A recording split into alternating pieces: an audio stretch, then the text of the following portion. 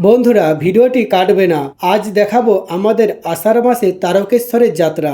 আজ রবিবার, তাই সকাল সকাল স্নান করে বাবা তারকেশ্বরের উদ্দেশ্যে রওনা দিলাম। আমাদের সঙ্গে ছিল দুটি টেকার গাড়ি, একটি আমাদের সামনে আর আমরা পিছনে। নন্দকুমার কোলাঘাট ব্রিজ পার করে প্রায় 109 কিলোমিটার রাস্তা 3.5 ঘন্টা গাড়িতে জার্নি করে আমরা পৌঁছে গেলাম শেওড়াপুলিতে। এখানে একটি দোকান থেকে প্লাস্টিকের ঘটি আর বাঁক সাজিয়ে আমরা সোজা চলে গেলাম নিমাই তীর্থের ঘাটে। ঘাটে সেদিন লোক তুলনামূলকভাবে কম ছিল। ঘাটের পাশে একটি মন্দির ছিল, দূর থেকে মন্দিরটিকে দেখতে বেশ সুন্দর লাগছিল। সবাই স্নান করে বাবার জন্য ঘটিতে জল নিচ্ছেন। আমিও স্নান করে বাবার জন্য জল নিয়ে গেলাম। যেখানে বাঁক রাখা ছিল সেখানে জল নিয়ে যেতেই ওরা বাঁকটিকে সুন্দর করে সাজিয়ে দিল। একটি ঘটির ওপর আর একটি ঘটি রেখে তার ওপর মাটি দিয়ে দিল, যাতে হাঁটার সময় জল সহজে পড়ে না যায়। কেউ কেউ আবার ঘটির উপর ফুল দিয়ে সাজাচ্ছিল। তারপর আমরা রওনা দিলাম ডাকাতকালীর মন্দিরের উদ্দেশ্যে। রাস্তায় যেতে যেতে দেখলাম সামনে শ্রাবণ মাস,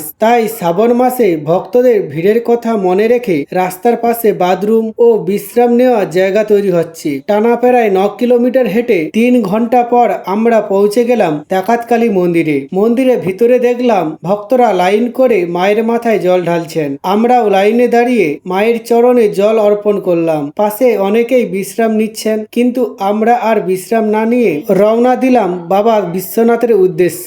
প্রথমে রেলগেট, তারপর ব্রিজ পার করে ডাকাতকালী মন্দির থেকে আরো 14 কিলোমিটার পথ পাড় দিয়ে 3.5 ঘন্টা পর আমরা পৌঁছে গেলাম বাবা বিশ্বনাথ মন্দিরে। সেখানে গিয়ে দেখলাম অনেকেই বিশ্রাম নিচ্ছেন, কেউ শুয়ে আছেন, কেউ বসে আছেন। যেখানে বাঁক রাখা হয় সেখানে পাশাপাশি অনেক বাঁক রাখা ছিল। বাবার কাছে গিয়ে দেখি প্রায় 50 জনের মতো লাইন। আমরাও লাইনে দাঁড়িয়ে ধীরে ধীরে বাবার কাছে পৌঁছে গেলাম। বাবার মাথায় জল ঢেলে চরণে মাথা ঠেকিয়ে নিচে নেমে এলাম। বাবার সামনে ষাঁড় ছিল।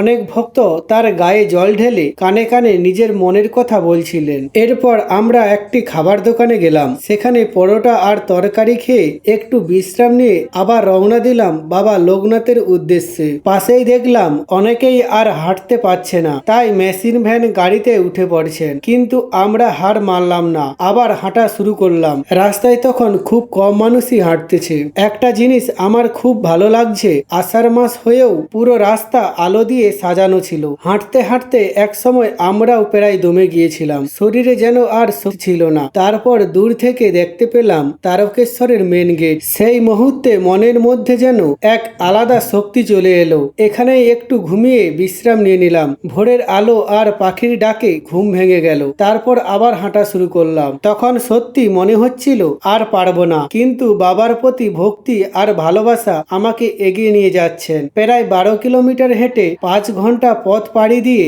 আমরা পৌঁছে গেলাম বাবা লোকনাথ মন্দিরে। এখানে এসে দেখলাম বেশ ভালোই লাইন হয়েছে। কিছুক্ষণ লাইনে দাঁড়িয়ে যখন মন্দিরের ভিতরে ঢুকে যাব, তখনই এক দাদু ঘটিতে ফুল দিচ্ছেন। তারপর আমরাও মন্দিরের ভিতরে ঢুকে বাবা লোকনাথের মাথায় জল ঢাললাম। বেরিয়ে এসে আমি দাদাদের বললাম, মনে হয় আমি আর পারবো না। তখন দাদা বলল, আর একটু। এই কথাটাই যেন আবার সাহস দিয়ে দিল।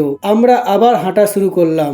লোকনাথ মন্দির থেকে রাস্তা সোজা তারকেশ্বরের মেন গেট দিয়ে চলে গেছে। প্রায় 2 কিলোমিটার হেঁটে আমরা পৌঁছে গেলাম তারকেশ্বরের গেট। শেওড়াপুলি থেকে প্রায় 40 কিলোমিটার হেঁটে অবশেষে আমরা চলে এলাম বাবা তারকেশ্বরের কাছে। মন্দিরে ঢুকতেই মনের মধ্যে এক আলাদা শান্তি অনুভব করলাম। তারপর মন্দিরের পুকুরের কাছে গিয়ে দেখলাম সবাই সেখানে স্নান করছে। তারপর বাবার মাথায় জল ঢালছেন। আমিও পুকুরে কয়েকটা ডুব দিয়ে দিলাম। ডুব দেওয়ার পর শরীরের মধ্যে যেন এক আলাদা শান্তি চলে এলো। তবে একটা বিষয় আমাকে অবাক করেছিল, এত গরমের মধ্যেও পুকুরের জল ছিল প্রচন্ড ঠান্ডা ও শীতল। তারপর বাবার মাথায় জল ঢালতে গেলাম। বন্ধুরা, সেই মুহূর্তের ভিডিওটা তোমাদের দেখাতে পারলাম না, কারণ মন্দিরের ভেতর ক্যামেরা ব্যবহার করা নিষিদ্ধ ছিল। মন্দির থেকে বেরিয়ে সোজা চলে গেলাম যেখানে আমাদের গাড়ি রাখা ছিল। সবাই আসার পর মন্দিরের পিছন গেট দিয়ে পেরিয়ে আমরা বাড়ির উদ্দেশ্যে রওনা দিলাম।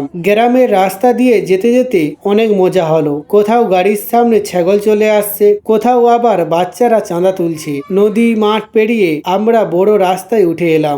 দেখতে দেখতে আমরাও বাড়ির কাছে চলে এলাম। তবে মাঝে মাঝে আমি শুধু একটাই কথা ভাবি, তারকেশ্বর প্রায় 40 কিলোমিটার পথ। আমরা সাধারণত 2 কিলোমিটার হাঁটলেই পা ব্যথা হয়ে যায়, অথচ বাবার মাথায় জল ঢালার উদ্দেশ্যে প্রায় 40 কিলোমিটার পথ হেঁটে এলাম। পা একটু ব্যথা করছিল ঠিকই, কিন্তু এতটা পথ হাঁটার পরও মনে হচ্ছিল কিছুই হয়নি। হয়তো এটাই ভক্তি শক্তি, এটাই বাবার প্রতি ভালোবাসা। তোমরা এবছর কে কে তারকেশ্বর গিয়েছো কমেন্ট করে অবশ্যই জানিও। আর ভিডিওটি ভালো লাগলে ফলো করে পাশে থেকো।